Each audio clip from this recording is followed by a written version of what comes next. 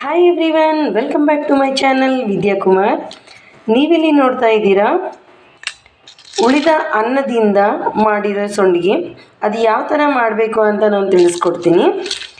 ಇಲ್ಲಿ ನೋಡಿ ಎಷ್ಟು ಚೆನ್ನಾಗಿ ಬಂದಿದೆ ಅಂತ, ಕ್ರಿಸ್ಪಿಯಾಗಿ. ನೀವು ಕರೆದ ಮೇಲೆ ಇನ್ನೂ ನೋಡಿ ಟೇಸ್ಟಿಯಾಗಿ ಇರುತ್ತೆ. ನೀವು ಒಂದ್ಸಲ ಟ್ರೈ ಮಾಡಿ ಕಮೆಂಟ್ ಮಾಡಿ.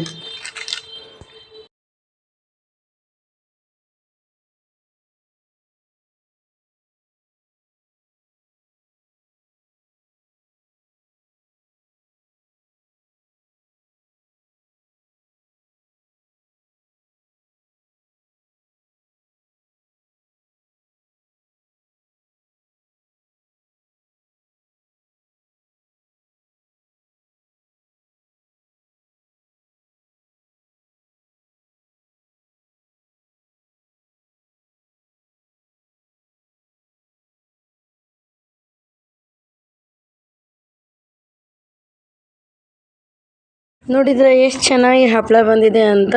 ಉಳಿದಿರೋ ಅನ್ನದಿಂದ ಮಾಡಿರೋದಿದು. ಒಂದು ಬಟ್ಲು ಅನ್ನ, ಜೀರಿಗೆ, ಕರಿಬೇವು, ಕೊತ್ತಂಬರಿ. ನೀವು ಕೊತ್ತಂಬರಿ ಆಪ್ಷನಲ್, ಬೇಕಾದರೆ ಹಾಕೋಬಹುದು.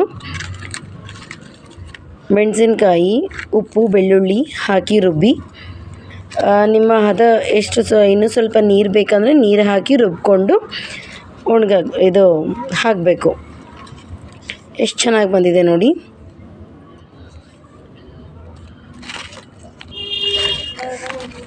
ಇದನ್ನು ಮಿನಿಮಮ್ 3 ರಿಂದ 4 ದಿನ ಬಿಸಿಲಲ್ಲಿ ಒಣಗಿಸಿದ ಮೇಲೆ ಹಪ್ಪಳ ರೆಡಿ.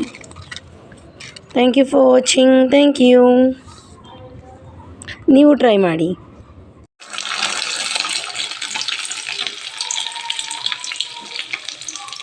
ನೋಡಿ ಇಲ್ಲಿ ಎಷ್ಟು ಚೆನ್ನಾಗಿ ಕ್ರಿಸ್ಪಿಯಾಗಿ ಸಂಡಿಗೆ ಬಂದಿದೆ ಅಂತ ನೀವಿಲ್ಲಿ ನೋಡ್ಬೋದು.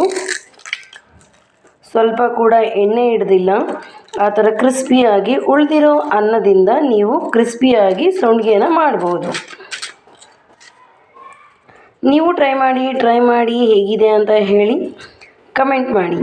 Thank you for watching. Thank you.